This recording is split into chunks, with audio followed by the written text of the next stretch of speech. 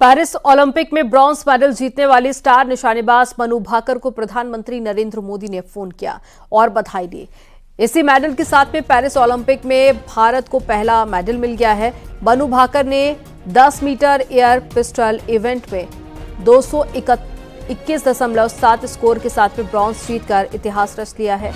निशानेबाजी में मनु कोई भी मेडल जीतने वाली पहली भारतीय महिला बन गई है। सीएम पुष्कर सिंह धामी ने मनु भाकर को बधाई दी है। सीएम धामी ने कहा कि मुझे विश्वास है कि हमारे खिलाड़ी आगामी प्रतियोगिताओं में भी देश को गौरवान्वित करेंगे।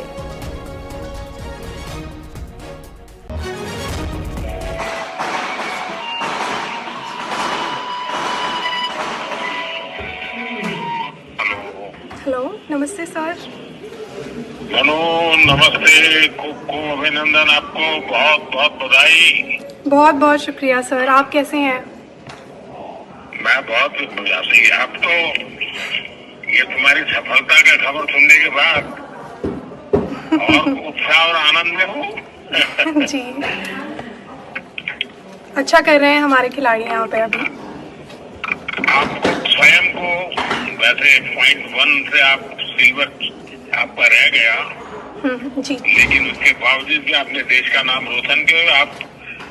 आपको 2 प्रकार की क्रेडिट मिल रही है।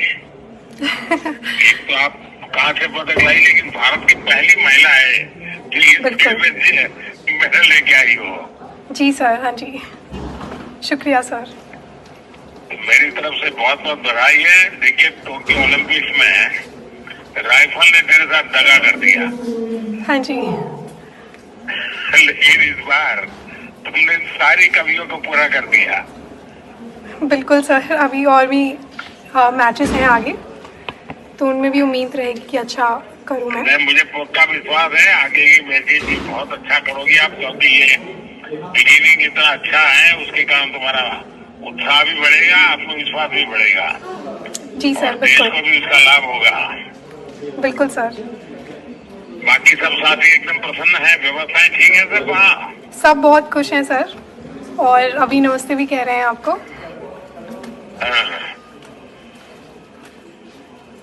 हमने भी कोशिश की है कि वहाँ जितना ज्यादा सुविधाएं मिले सब हमारे खिलाड़ियों को, खेल की दृष्टि से जो कंफर्ट चाहिए सब देने का प्रयास तो किया है।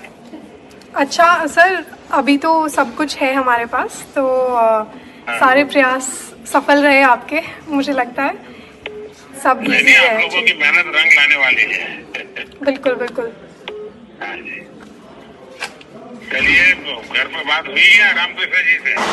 अभी तो नहीं हुई सर, शाम को घर जाके करूंगी, जब रूम पे जाएंगे तब बात होगी घर पे। हाँ जी, हमारे पापा को बहुत खुशी होगी क्योंकि उन्होंने तुम्हें बहुत प्रोत्साहित किया है। बिल्कुल, माँ भी और पिताजी भी और भाई भी। जी, चलिए, मेरी तरफ से बहुत बहुत आशीर्वाद है। बहुत बहुत शुक्रिया sir. Thank you. Thank you जी, नमस्ते सर।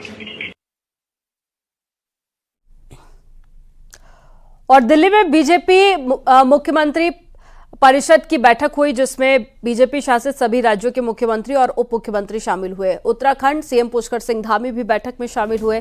प्रधानमंत्री मोदी की अध्यक्षता में हुई इस बैठक में सरकार की विभिन्न योजनाओं के क्रियान्वयन पर चर्चा की गई। पीएम मोदी ने विकसित भारत का लक्ष्य हासिल करने का आह्वान किया। साथ ही विकास पर चर्चा की गई। $5 ट्रिलियन की अर्थव्यवस्था में राज्य की भूमिका पर भी चर्चा हुई।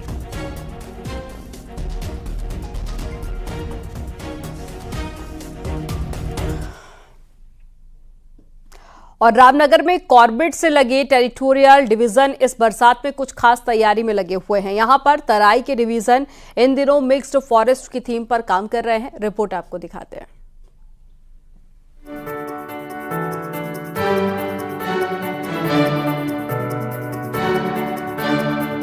तराई के जंगलों में इन दिनों हरड़, बहेड़ा, आंवला, जामुन, आम, अमरूद जैसे फलदार वृक्षों के बीजों का रोपण किया जा रहा है, जो आने वाले समय में इन जंगलों में खूब फल बरसाएंगे।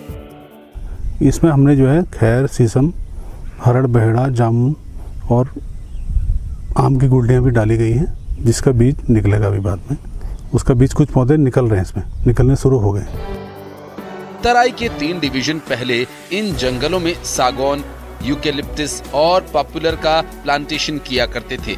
लेकिन इन पेड़ों से एक ओर जहां जमीन की उर्वरा शक्ति कम हो रही है, वहीं इनके नीचे वन्य जीवों के लिए कुछ भी नहीं पनप रहा था, जिससे वन्य जीव आबादी का रुख करते हैं, जिससे मानव वन्य जीव संघर्ष बढ़ता है। और इसी से निपटने के लिए अब इन जंगलों में फलदार पेड़ों को लेकर बीज डाले जा रहे हैं।